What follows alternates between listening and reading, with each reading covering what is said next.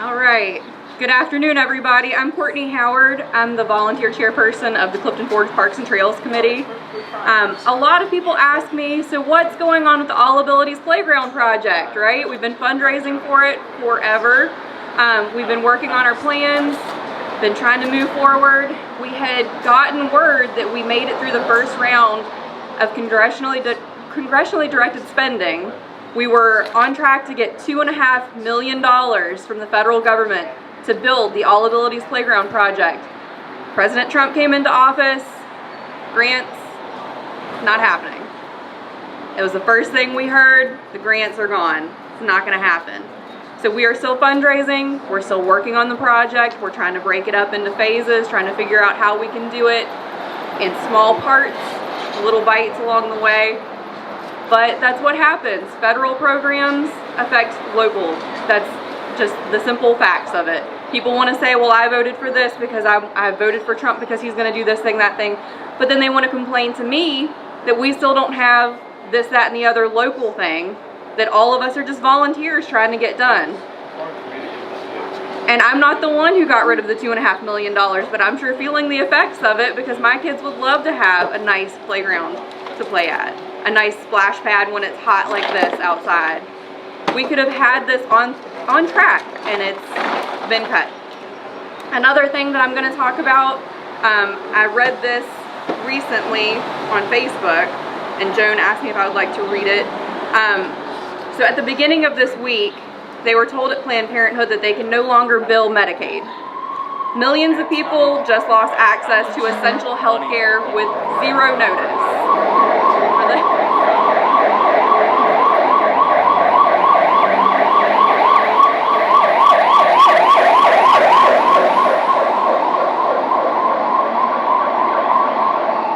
So that means no more breast cancer screenings, no more cervical cancer screenings, diagnosis and treatment of reproductive illnesses and diseases, education, prevention, testing, treatment of STIs, including HIV, healthcare in response to sexual assaults, pregnancy tests, referral to obstetric care for pregnancy. There are people with HIV who are going to their appointments for life-saving medication and are now being told they'll have to pay out of pocket if they want those meds. And a lot of people just do not have it. They have insurance, but it will not cover it now. Many of those people will not be able to afford care and there will be catastrophic outcomes. You can feel however you want to feel personally about abortion, but babies will die because of Trump's administration, alongside adults who have treatable health conditions. We will have an increase in babies born with HIV. We will have an increase in babies exposed to HSV, herpes, at birth. You can lie to yourself about how there are other providers available, they can go somewhere else, but there are not rural healthcare options. There's nowhere else to go for many, many people. As an update to this post that I had read, the Planned Parenthood group has sued the administration to address the problem. On the afternoon of 7/7/25, so Monday afternoon, a judge issued a 14-day injunction. That means the judge said that Medicaid should continue paying for services, and Planned Parenthood provides services to these people, hoping that they will be paid through Medicaid. But in 14 days, the injunction expires. It might just take effect again. People are already reporting that they've still had to pay out of pocket. They're not billing through Medicaid the way that they're supposed to. This is not about elective abortion services because federal dollars already do not cover abortion services at Planned Parenthood. So that's the point though. The whole point is to make it harder for people like you and me, people who cannot afford, cannot have access in other places. So we have to figure out what we're going to do to support the people around us who cannot access these services. How would you like to bring us together to keep things on course? Anybody else willing to talk?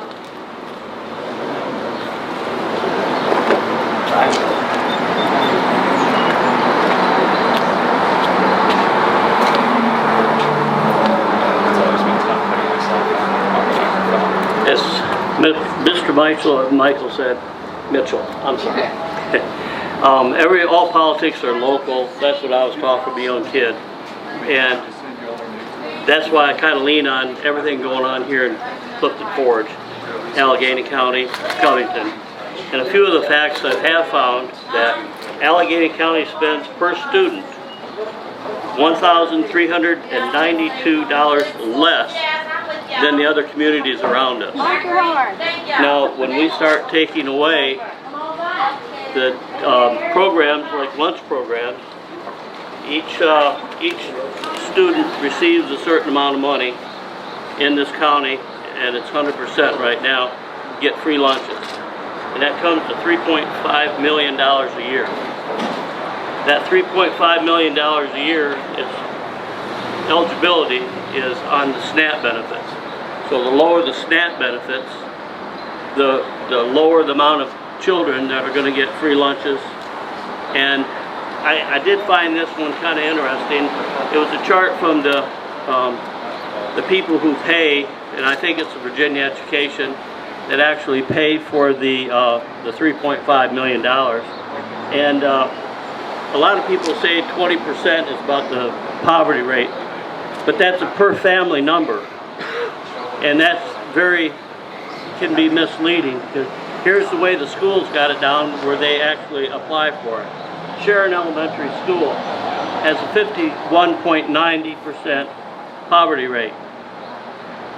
The Allegheny Highlands Public Schools, the Callahan Elementary has 32.59. Allegheny High School has 47.44%. Jeter Watson, 55.87%. Covington Middle School, 51.13%. Mountain View, 64.25% of the children in this county are living in poverty. And that's getting ready to be taken away. So, if politics are local, then we need to do something. And if they take it away, the only way you can take care of your children is to raise taxes. And I don't think anybody, after what we've been through the last year, wants their taxes raised. And another thing nobody's up here has talked about yet, but we have a situation where we had a death in our family, but we thought during that period of time the family member was going to have to go to a nursing home. Now, if you take all the nursing homes in this area, about 70% of all the income comes out of Medicaid for nursing homes to take care of the elderly. And if that's taken away, this is going to affect people everywhere in this county. Every family's got somebody either losing their home, paying up, trying to get Medicaid, or getting Medicaid. And this bill is just filled with things. Little things like, if you read real carefully, I actually took time to try to read the whole bill, and that was impossible. A little thing that caught my eye, one of the things they did away with is keeping school air clean. Now that's our kids, that's our future. And we've had trouble up at the school in Covington. And that money is instantly taken away. That's not something that was allocated. That money's gone now. And so I just wanted to get it off my chest. And again, the people need to think about what they're doing and how it's going to affect them. Because somebody's going to have to pay the bills. Bills are due. Kids are in school. Kids have to eat. Nursing homes have to be paid. Hospitals have to be paid. And so if you're going to close them, then nobody's going to have care, and if they're going to keep them open, they're not going to get federal money. It's going to come out of our pockets. So you have to make a decision which is most important to you. Thank you. I really appreciated those local statistics. I'm not a statistics person, but when you hear something like 51% of the students at a particular school are under the poverty level, think about it. Anybody else willing to share their story or their thoughts or their statistics even? We'd really appreciate it, because the only way we're going to come and stay together is by listening to one another. Anybody else willing?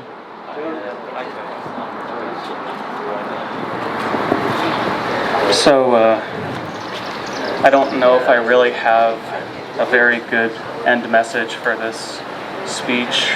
I'm really just, I'm hardly an adult and haven't had much experience with the consequences of, protests and stuff like that.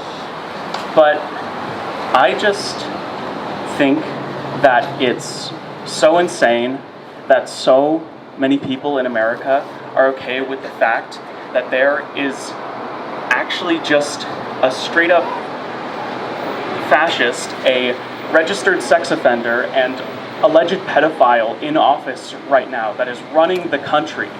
Thanks to the big beautiful bill, people who need food stamps to get the food they need to live aren't even going to be able to get it because they raised the minimum amount of work hours required to 80 hours.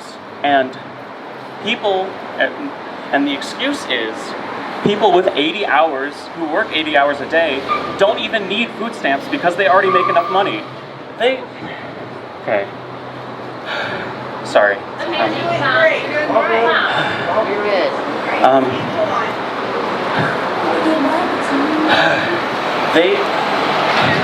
Sorry, I keep breathing into the mic, okay. RFK Jr. actually has, he has brainworms. And we're still letting this person decide how the country runs and how we are, what we are going to do to the people in it. They are convinced that people with disorders like autism and ADHD are broken and that they're addicted to drugs that people are peddling that are going to poison our youth, even though that is what they need to function. I have to take antidepressants in order to stop myself from wanting to just give up every day. And they want to send people like me to labor camps that they excuse as rehabilitation centers for medication that is required for us to live. It's just, I don't know. I feel like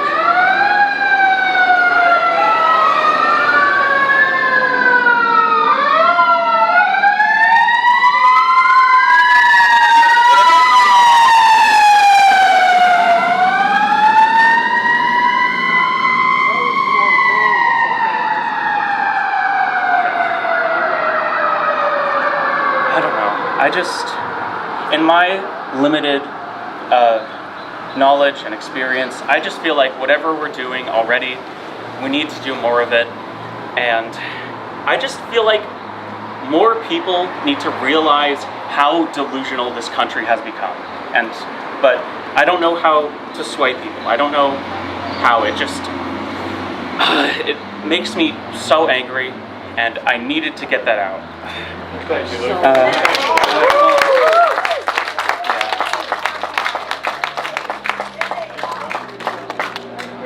All right. We really, really appreciate having the voice of someone who's just getting started in moving through this world, as he is, talk about how he feels, because the bottom line is, until we know the base on which we stand, it's going to be very difficult to make change. So I am so grateful for this. Thank you. All right.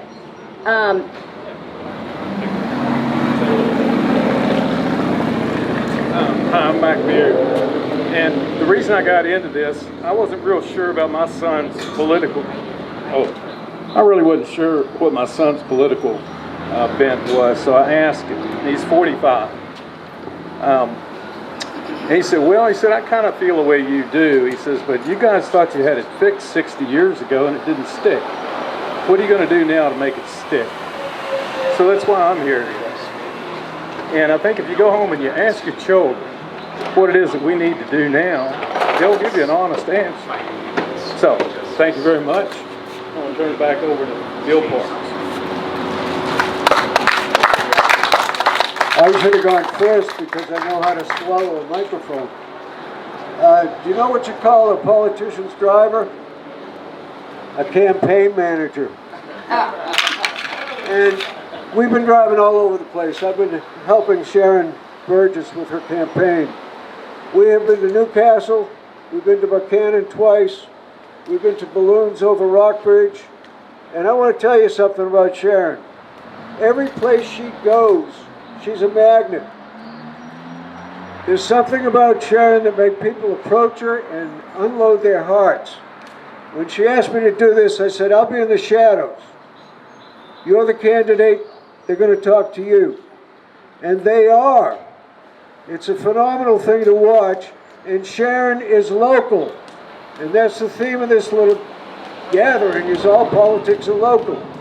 I hope we're all Democrats from the White House, from the courthouse to the White House, because that's what we need. We need local people to get elected to local offices, like the 100 seats in the General Assembly, because that's where we groom candidates for the state Senate, for Congress, for the U.S. Senate, and eventually the presidency.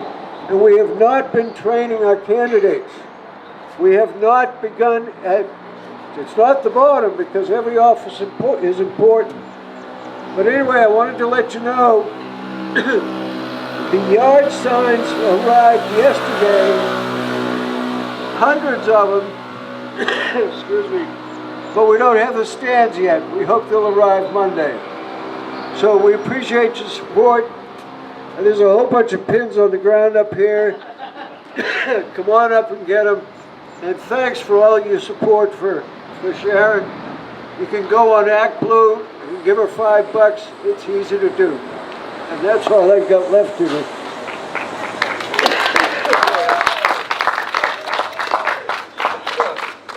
All right, anybody else willing to talk?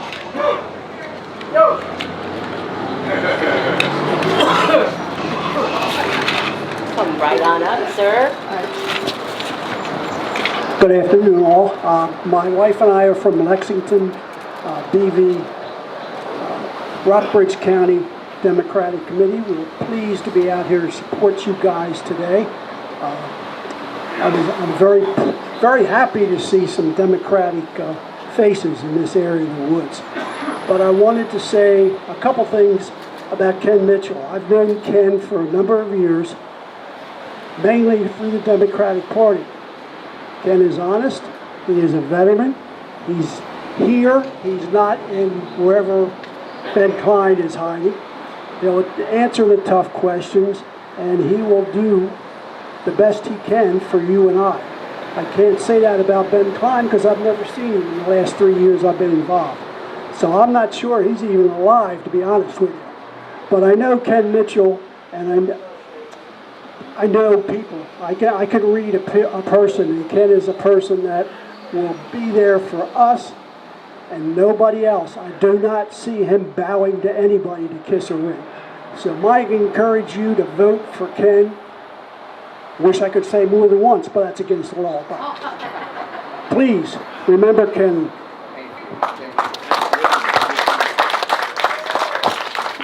It's really fun. I mean, this is your opportunity to be a star. So come on up, be a star. Nobody wants to be a star. Oh well. All right, I'm just going to fill in here. We are going to ask Mr. Mitchell if he would be willing to answer any questions after we're done. Okay, that would be great. So you all are welcome to come up, get a cold drink, ask Mr. Mitchell questions as we think about how to move forward.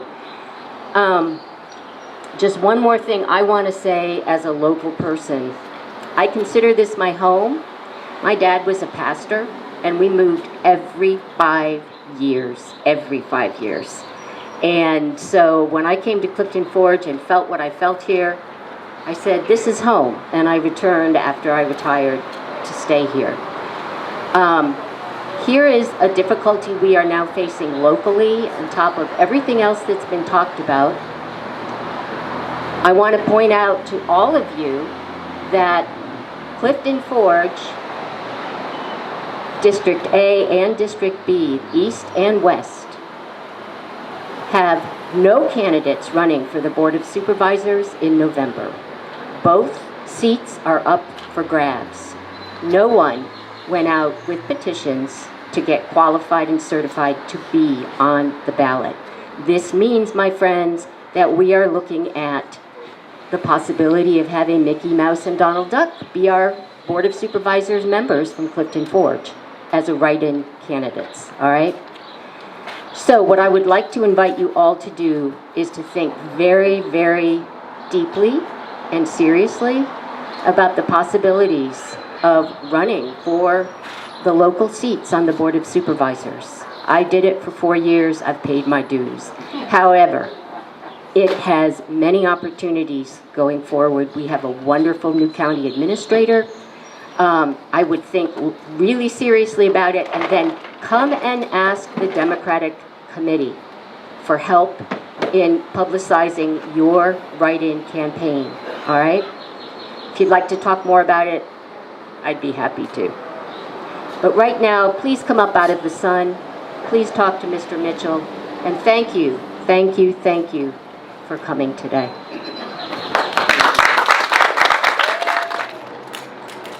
If you don't mind, I want to talk just 1 second, and I'll reach out to you. Now, what I want to talk about is Virginia and 2025 and the elections that are happening in Virginia this year. We have 100 House of Delegate positions, and we have fielded 100 candidates for that. A lot of people, it takes a lot of courage to step into the public format and run for office. But I think of the 100 House delegate candidates that we have right now, do you realize that 56 of those candidates are women? They have stepped into the breach and they are filling the gap there. And you know, some of them aren't going to win because they're running in some very, very, very tough districts. But what it did, it required the Republican Party to have to fund all 100 of their candidates. If you don't step up, nobody has to spend any money. They get into office, right? So, I want to talk just a little bit, top of the ticket, Abigail Spanberger, Ghazala Hashmi for Lieutenant Governor, and who do we have for Attorney General? Jay Jones. Thank you. Here's what that means in essence. A lot of people ask me, do you think there's going to be a midterm election come 2026? And I have to say this. It's going to depend upon what Virginia looks like and its governor, lieutenant governor, and attorney general positions. If it falls to the Republicans, they will lean into voter suppression big time here in Virginia. If it falls Democrat, you can bet that they're going to say, no, we're leaning into free and fair elections. So this local election that we have, the statewide elections that we have are going to be very, very consequential to what happens in 2026. And I simply want to say this, that not only is the U.S. looking at Virginia, the world is looking at Virginia and the outcome of this election. And it will be critical on how we move forward. And I also want to say this. Understand that the Republican Party will throw everything it has into winning Virginia. It can stand the loss of New Jersey, and New Jersey and Virginia are the only two states that have elections this year. And they can say, oh, New Jersey, you know, it's radical, left-leaning Democrats up there, and they outnumber, and we can lose New Jersey. But if they lose Virginia, it sends a very, very, very clear message across our entire nation come midterms. We are truly the canary in the coal mine here when it comes to what 2026 elections will look like. So it is imperative. And I would like to encourage anyone out here to step forward, run for office, and be local, buy local, and everything about us.